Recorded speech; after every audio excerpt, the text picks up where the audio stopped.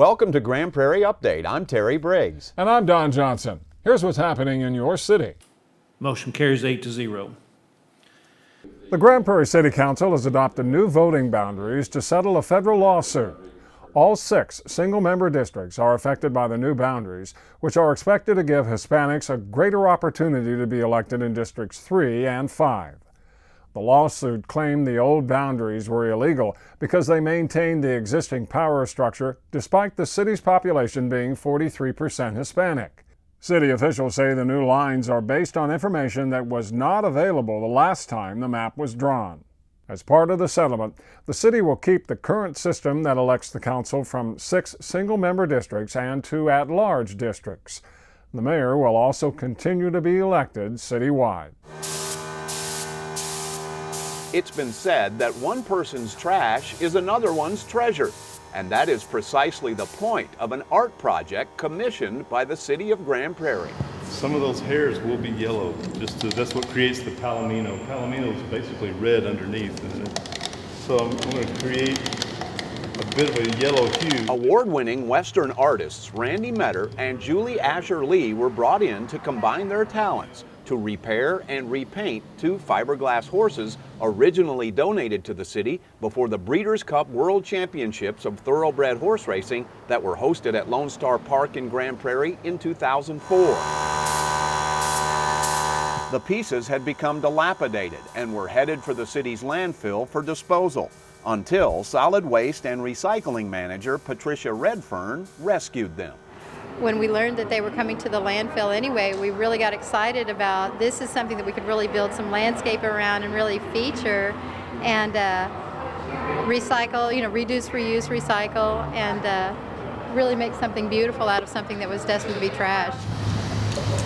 It took Randy and Julie a few weeks to bring the horses back to life, so to speak. It's going to get a little noisy. They painstakingly worked on every little detail with a specific theme in mind.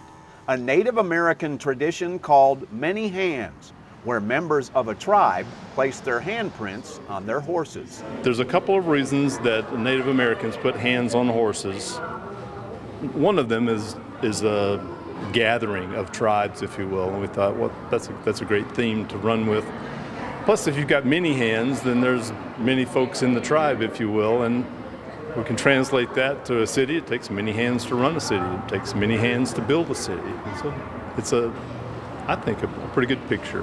Right there, just like that. In this case, the many hands include the handprints of landfill staff and their family members on the stallion and colt that will be permanently installed as part of the city's beautification project at the landfill.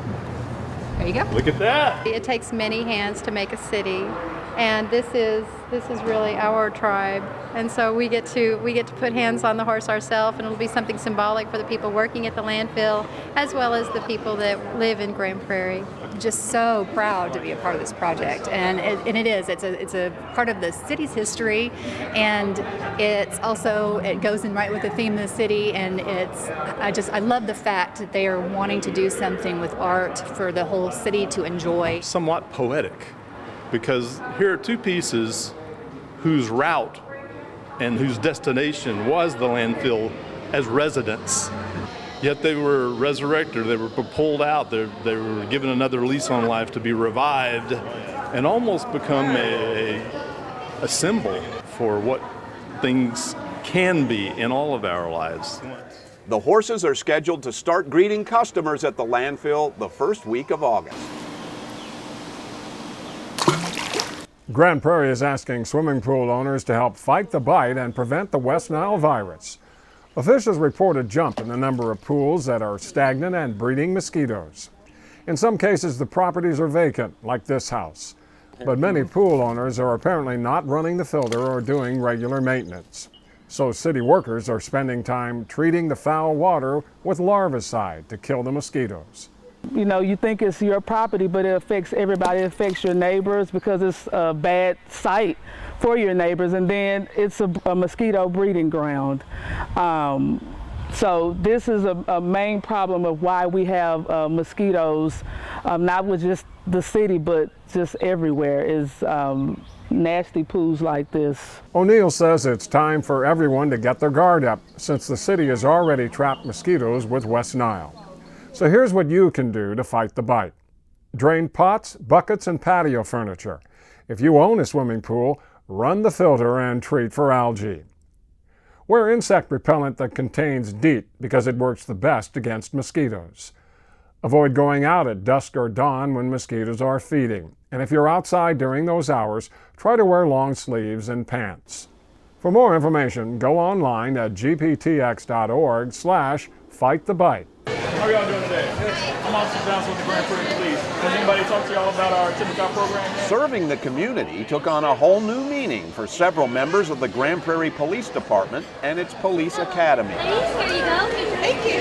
It's an annual event called Tip-A-Cop, held every July on the same night at Texas Roadhouse restaurants all over the state. Law enforcement officers volunteer as servers and are allowed to actually accept tips. That's because all of the money they collect goes to Texas Special Olympics. Thank you so much. This is the 5th straight year that Grand Prairie officers have given their time to be a part of the effort. And I think in today's climate, it's important to remember that the vast majority of our police officers are very good people that are out here doing events like this on their own time because they care about their community. What I like about it is we get to hang out with the officers while they're doing this. We have over 54,000 athletes in the state of Texas, and without them, we could never make this happen. So when they come out and they show the public what they're all about, it just makes more awareness of what we do here at Special Olympics. This year, the Grand Prairie event raised more than $3,600 for Special Olympics. Dance Fever with an 80s twist was on full display at the Uptown Theater.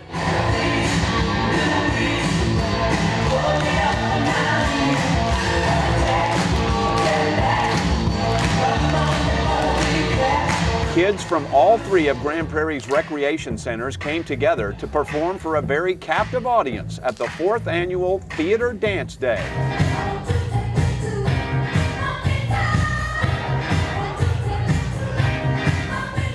The theme was back to the 80s, and the performance was the culmination of weeks of practice and dance training. It's all part of the Grand Prairie Parks Arts and Recreation Department's summer camp program.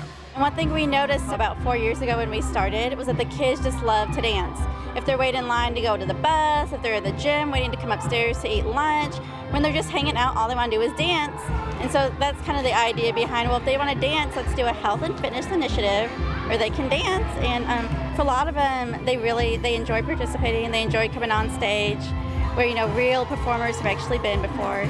Espinosa says that more than 150 kids participated this year.